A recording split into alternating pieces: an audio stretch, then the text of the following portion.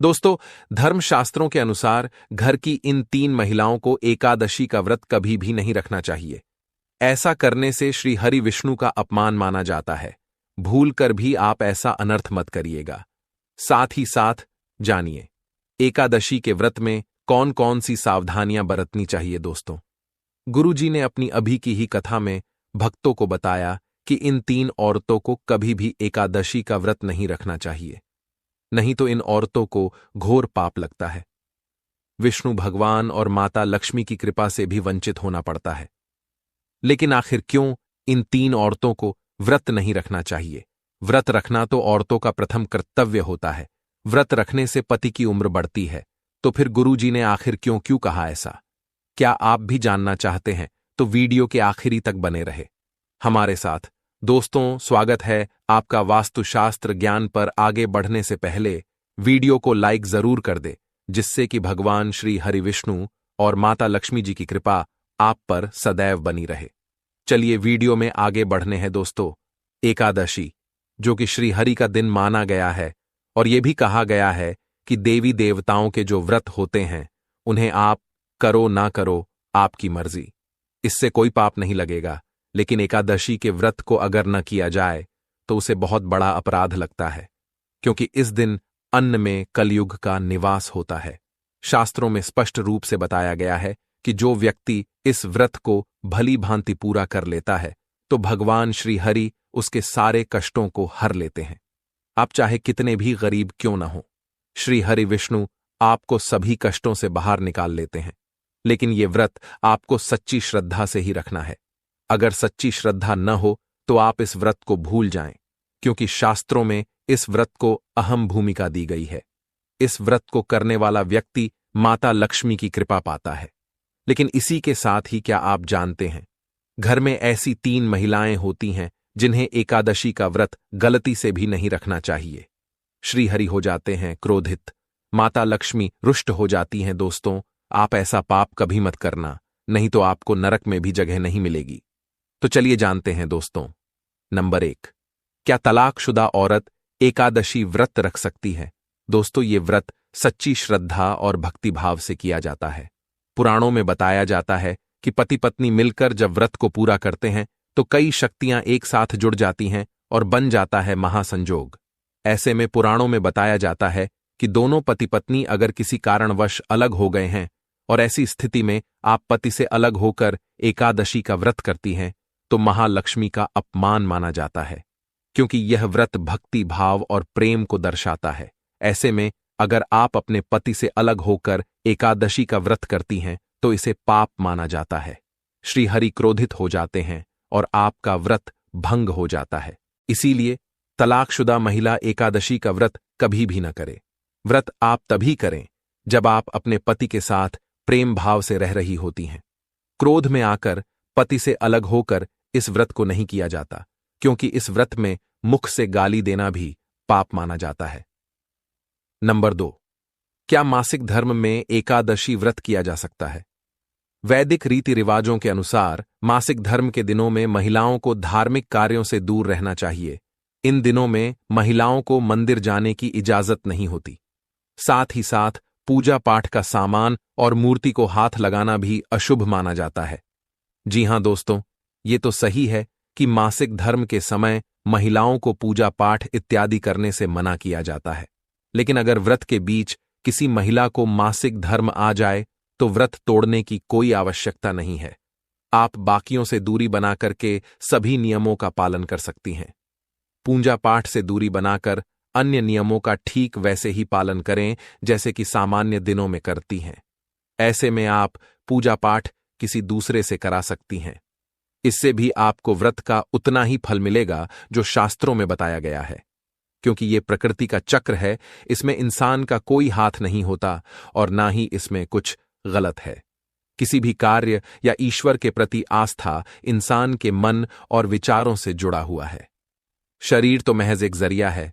इसीलिए पूरे मन और श्रद्धा से माहवारी के दिनों में भी आप अपनी परंपराओं को बरकरार रखकर सभी नियम कानूनों का पालन कर सकती हैं। नंबर 3, क्या कोर्ट मैरिज करने वाली औरतें एकादशी के व्रत को कर सकती हैं? दोस्तों, खासतौर से सुहागिन महिला के लिए एकादशी की पूजा बहुत ही महत्वपूर्ण मानी जाती है।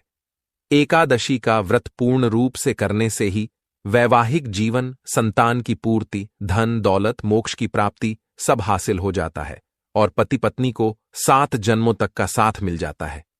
लेकिन क्या आप जानती हैं, अगर आपने हिंदू रीति रिवाजों के साथ 7 फेरे नहीं लिए हैं तो आप पवित्र एकादशी का व्रत भूलकर भी न रखें। इसकी कथा सुनना भी आपके लिए पाप के समान है। इस अवस्था में आप एकादशी का व्रत कभी न करें। ऐसे में आप एकादशी के व्रत से दूर रहें। बगैर 7 फेरे लिए कोई भी महिला या पुरुष एकादशी पूजा व्रत नहीं कर सकती। शास्त्रों में इस बात की कतई मनाही है। अगर आपने कोर्ट मैरिज भी की है तो फिर भी आप एकादशी पूजा को करने में सक्षम नहीं हैं। पहले आप 7 फेरे ले लें, तभी आप एकादशी की पूजा या व्रत कर सकती हैं।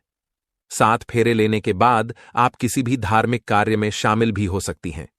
आप करवा चौथ का व्रत भी कर सकती हैं, और अगर आप शास्त्रों के विरुद्ध ऐसा करती हैं तो घोर अनर्थ और पाप माना जाता है। श्री हरि विष्णु हो जाते हैं क्रोधित, माता लक्ष्मी नाराज होती हैं। दोस्तों, वहीं कुंवारी कन्या या पुरुष एकादशी का व्रत कर सकते हैं, लेकिन अधूरी शादी होने पर एकादशी का व्रत कभी भी न करें। दोस्तों, अगर आपको भगवान विष्णु और माता लक्ष्मी जी की कृपा पाना है तो आपको एकादशी व्रत की कुछ सावधानियां आपको जरूर जाननी चाहिए। ये गलतियां आप कभी न करें। नंबर 1, एकादशी के दिन अगर आपको क्रोध आ जाए तो आप उसी क्षण पाप के भागीदार बन जाते हैं। इस दिन मधुर वचन बोलने चाहिए। नंबर 2, अगर आपके पड़ोस में भी किसी ने एकादशी का व्रत रखा है तो ऐसे में पड़ोसियों को भी मांस, मदिरा, लहसुन, प्याज, मसूर की दाल आदि का सेवन भी नहीं करना चाहिए।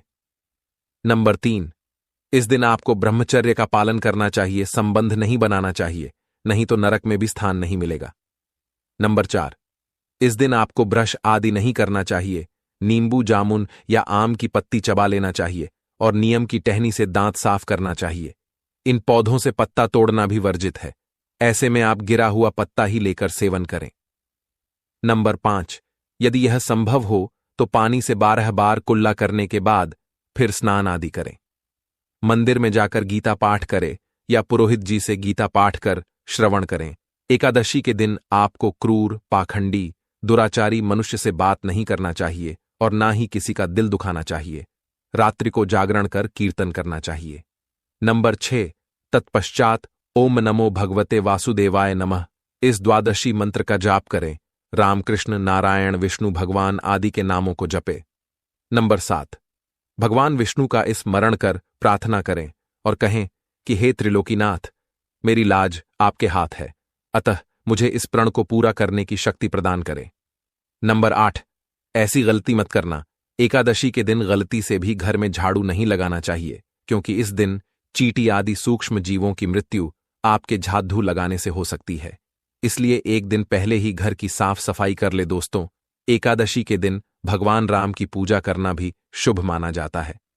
इस दिन सुबह जल्दी उठकर किसी मंदिर में स्थित पीपल अथवा बरगद के पेड़ के पास जाएं, उसे दूध मिश्रित जल से सींचें और वहां पर एक देसी घी का दीपक जलाएं।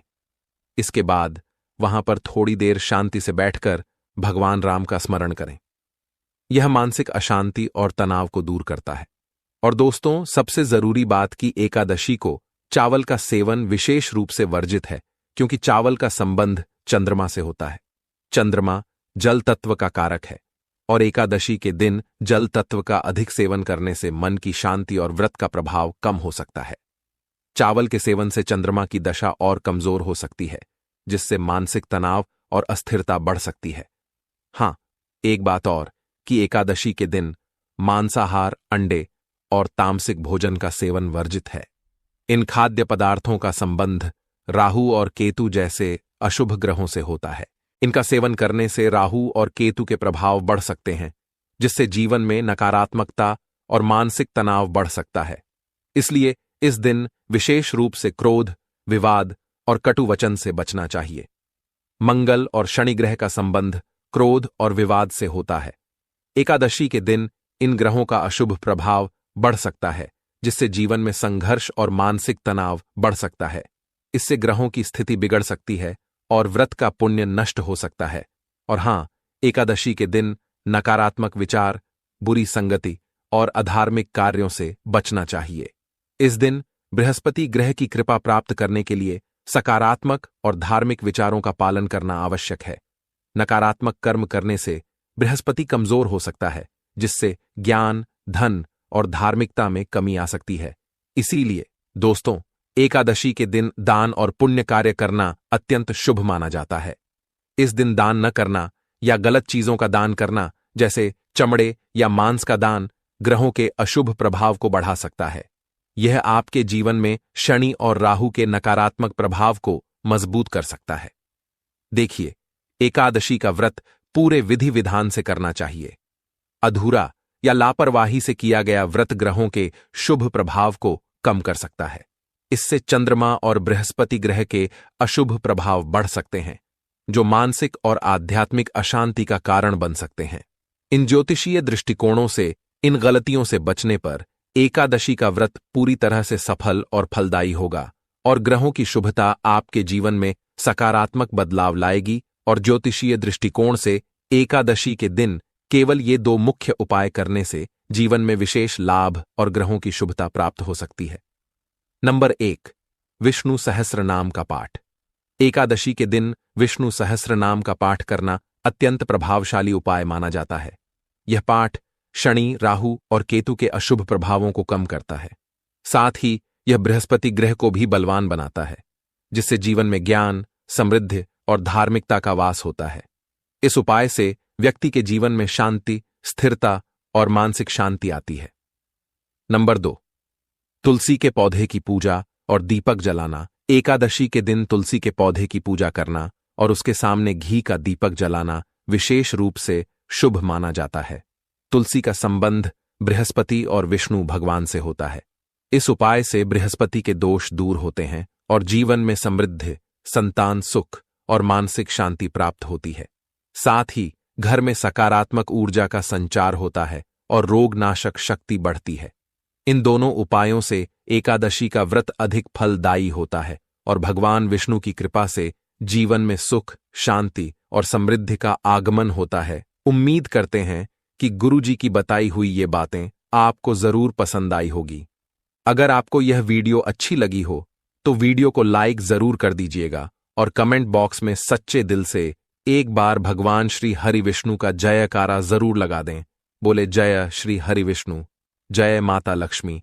और इसे ज्यादा से ज्यादा शेयर करके बाकी लोगों तक भी पहुंचाएं और चैनल को सब्सक्राइब जरूर कर लें। आपका धन्यवाद।